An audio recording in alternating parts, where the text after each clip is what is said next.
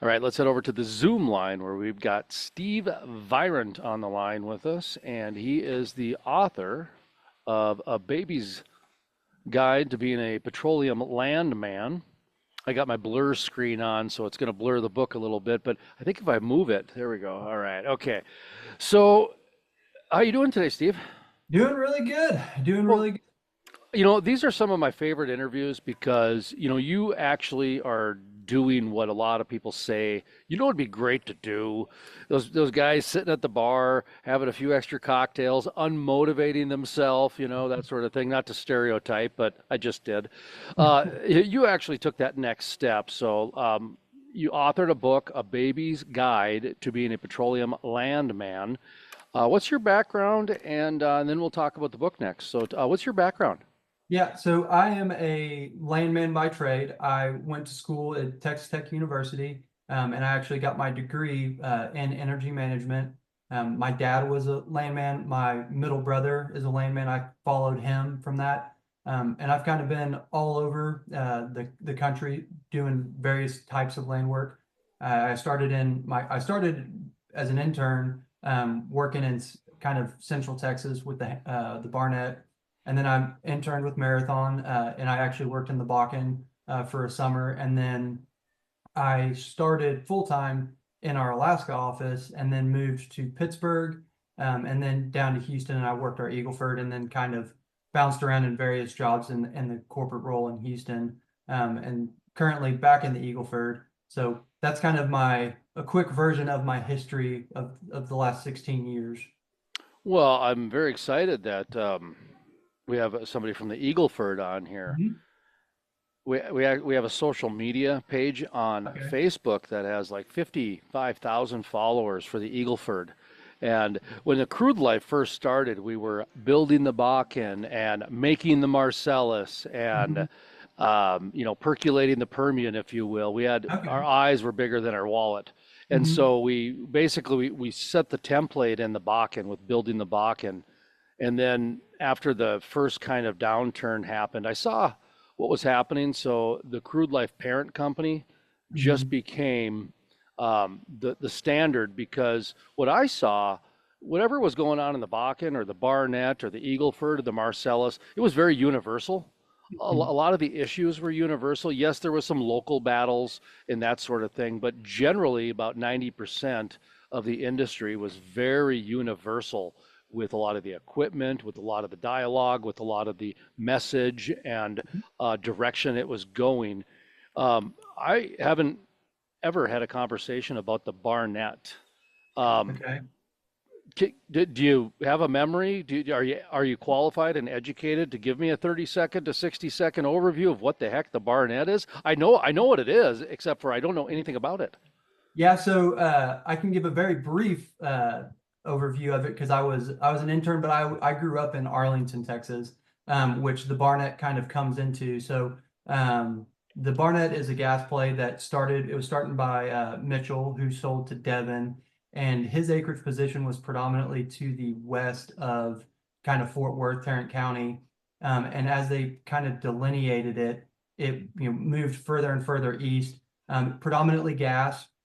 If EOG was kind of able to find an area that doubled over, and they were able to get some oil production out of it, but predominantly gas. And the big challenge for that, once they started to move and delineate towards the east, is you had Fort Worth, a city of 1 million people, and then you had all the surrounding suburbs. And so these companies were putting together, town lot development with 5,000 to 10,000 foot laterals. The My parents' house that I grew up in, they leased, and they were actually, it's a normal size house, small 1/3 acre tract, and they were included in like a 640 acre unit.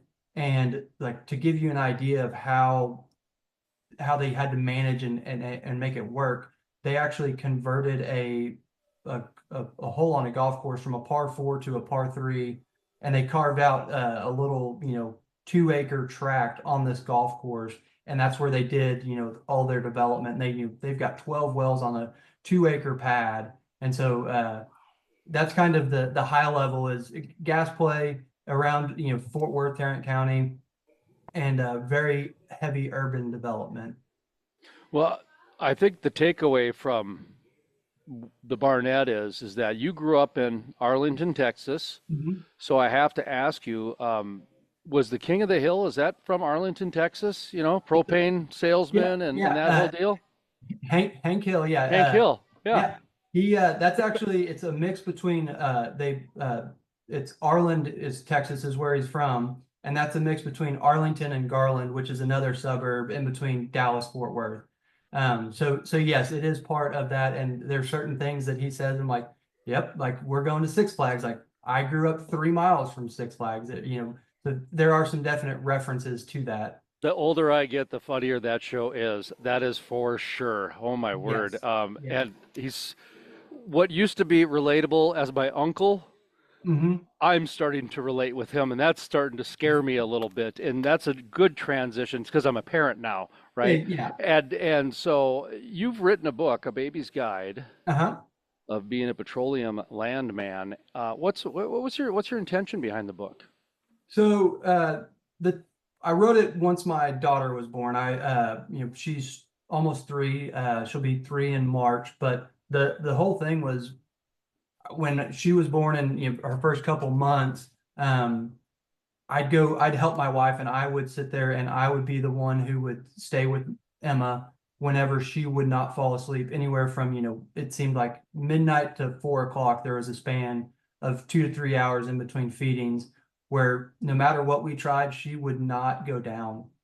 And so I would just sit there and walk around in her nursery and, sit there and shush her and kind of rock her and try to get her to calm down. And I would just do these laps in this little room, and I would walk past the book pages every 30 seconds. And I was like, man, I should try to write one of these. And it kind of came from a thought from that.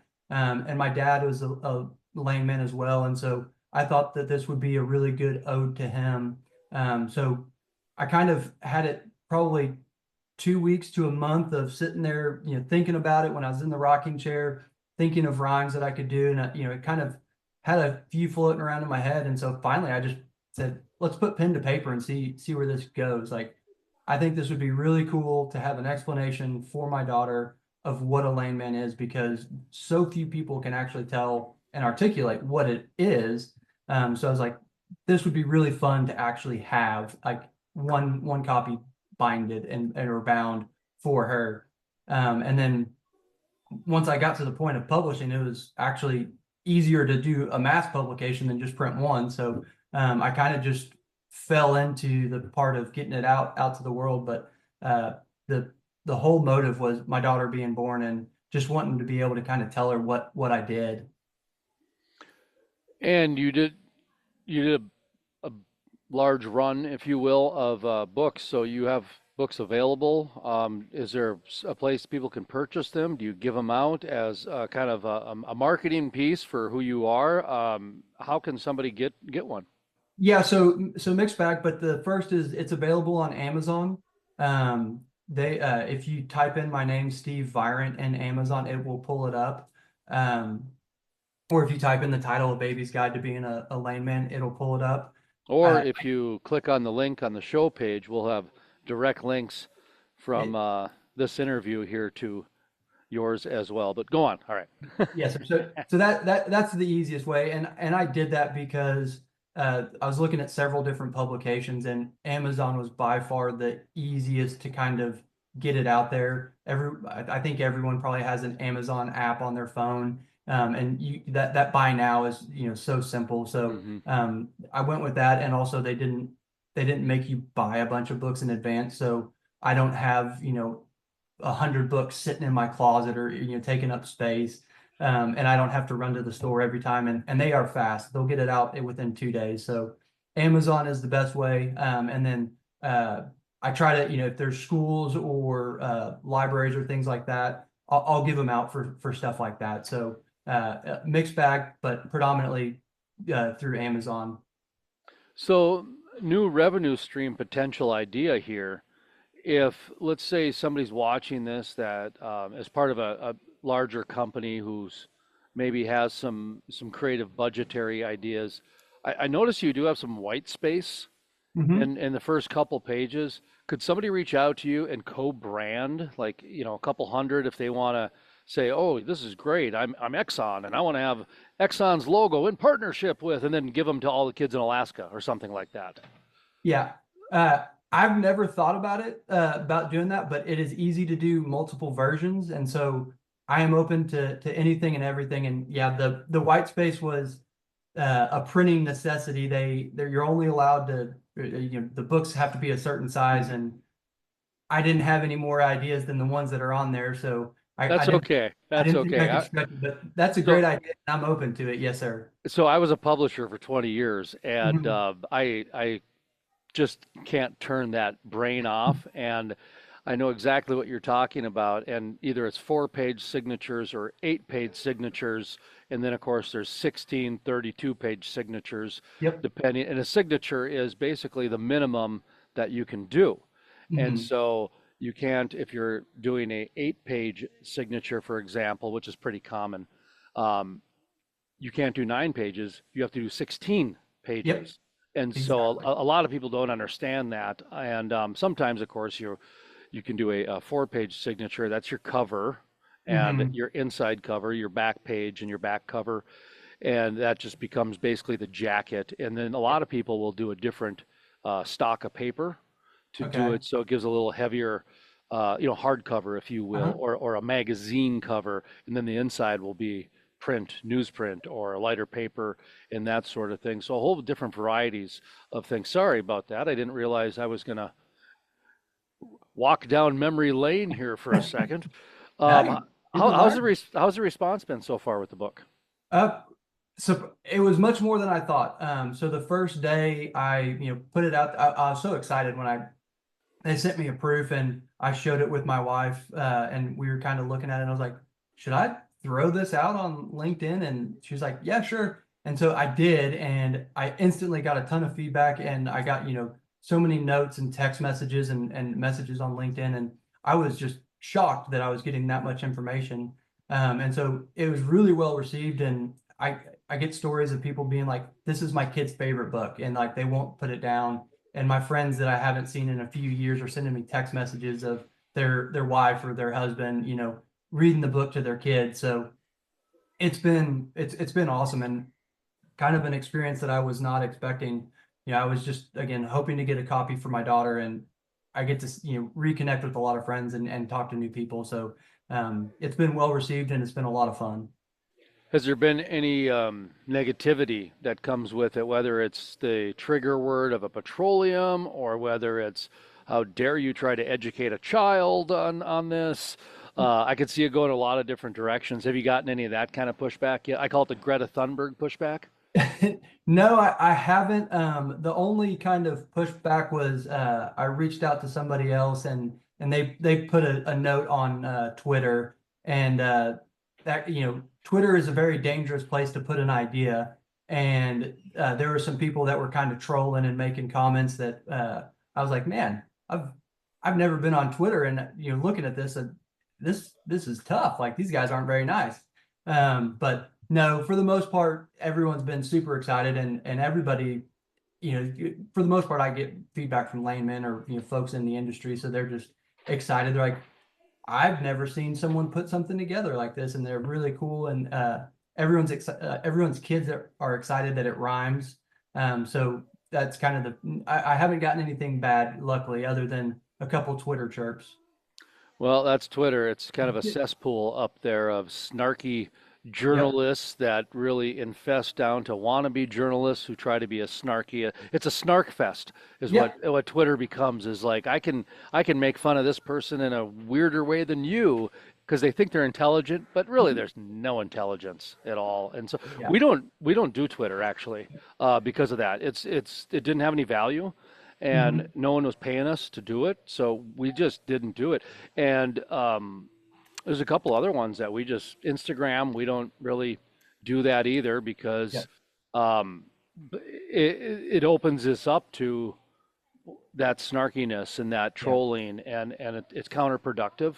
So one of the things like with the Crude Life and some of the things we try to do is we try to target it and then when it goes outside of the industry, we try to do it in a very professional and educational and even kind of a fun way at times. And Mhm. that's why I do like this because, at the end of the day, it might be a little advanced for a baby, but Yeah. you mentioned it rhymes and the pictures, and it's interesting because it's almost written to educate adults, but written in a way so it's presented phonetically and presented illustrationally, a word I just made up.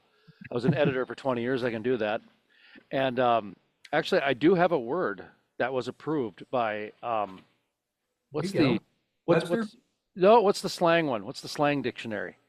Urban dictionary? Urban Dictionary, yeah. Yeah, it was swamp juice. And Okay. that was a political pork, basically. Let's Hmm. drain the swamp. No, we got politicians that suck that swamp juice right out of there.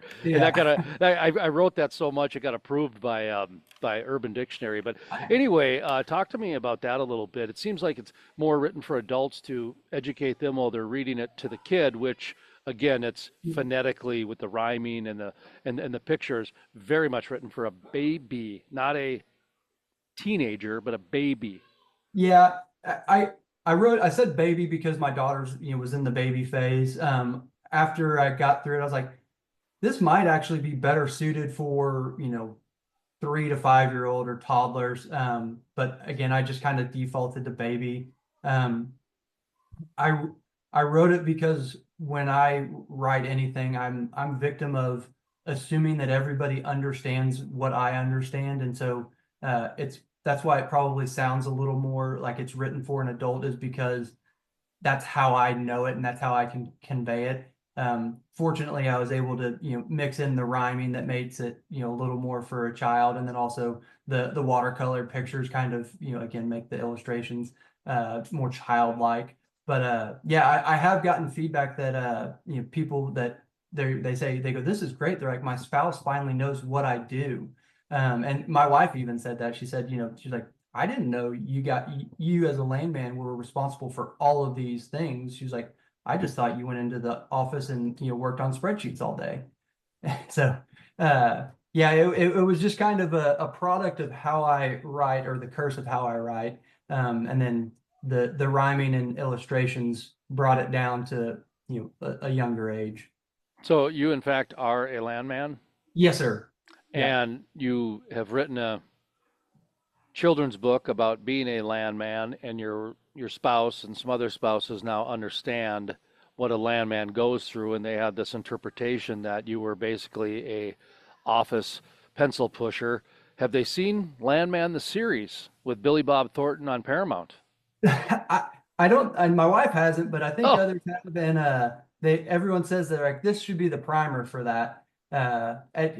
We haven't watched it yet. I want to be able to binge watch the whole thing. So I've heard it's extremely realistic, and that's exactly what we do when we come into the office and punch our time card. But no, people make those jokes about it, but yeah, it's kind of perfect timing. I had the book close to being done, and I threw it out into the universe because I wasn't sure where I was going to land after the Marathon Conoco acquisition of Marathon. And so I wanted to get my name out there and use this as a way to throw it out there. And it just so happened that that's when that TV show started. So it was fortuitous timing for sure. well, I tell you what, I'll send you our discount link. We have a content partnership with Paramount, Hmm. and we've Warren Martin is the executive director at Kansas Strong.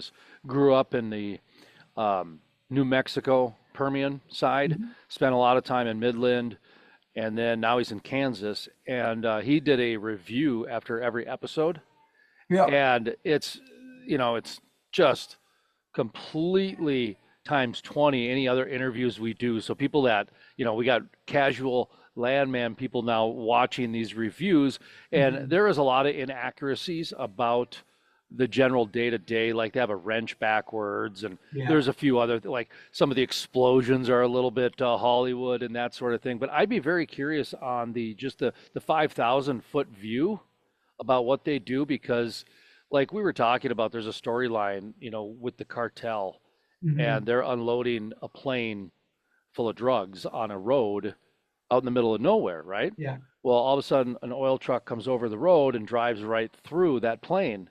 Well, maybe that didn't happen with a plane, but that happens all the time in with other things. Maybe like a trailer of hay or Oh something yeah. like that. Because that was the part I really enjoyed about the Landman show was the uh, Hollywood sensational. At least it brought up the real life issues of the program. So somebody like yourself or myself or somebody can say, yeah, that's a little much, but here's something that's real. And Yeah. then the real people can connect with because it is like kind of something on a real life basis that their neighbor has gone through or something along those lines. But I'd be very curious to see what your reaction is. I'll send you a discount link. If you don't have Paramount, you can save a few bucks Yeah. on that. So what's next? What's Uh, next with this, with the book?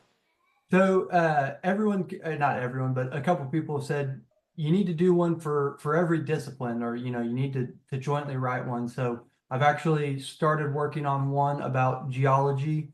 I took my first crack at it. I haven't done anything for writing it. So I have the concepts down, but I don't have the illustrations. And then Landman playing geologist is a very dangerous game. So I've got a friend who's a geologist. I'm gonna work with him to fact check my things and then start trying to work on that. But I'd like to over time build out the reservoir engineer, production superintendent, drilling superintendent, completions. Everything that we touch. Like even if I can make a story about gas and oil marketing, that would be interesting because we've touched on this. This helps not just the kids understand it, but it also helps the adults who are reading it to them understand the industry. So the more fun ways we can get information to them, the better. So I would like to start kind of going, going in and branching out a little bit. But the tricky part is a full-time job with a 3-year-old daughter is it's hard to carve out niches where I can go sit on the computer outside of work. So that's going to be the challenge is just being able to find that time to do the rinse and repeat. Yeah, it's hard to maintain momentum. So Mhm. it's one thing to create momentum, it's another thing to get momentum. But the hardest element of the three-legged stool is maintaining momentum. That's 90% of the work. And so It's a churn. it's a grind, man. It's a meat grinder, It becomes something else. But congratulations on the book, A Baby's Guide to Being a Landman. I should say A Baby's Guide to Being a Petroleum Landman. And Steve Virant is the author, and it's available at Amazon. And is any final thoughts? Anything we left out that you want to make sure people know about? No, I think we covered it. I will just say it's kind of a fun view of what a landman does from start to finish. So from cradle to grave, so to speak, from the leasing prospect all the way to production. We don't talk about plugging and abandoning wells, but we kind of cover the full suite of what a landman does. The illustrations are watercolor; they're designed for young children, and it's just kind of a fun view of the oil and gas industry. So yeah, that's the plug. Well, I appreciate the time today. We'll have to have you on again, okay? Yeah, thank you, Jason.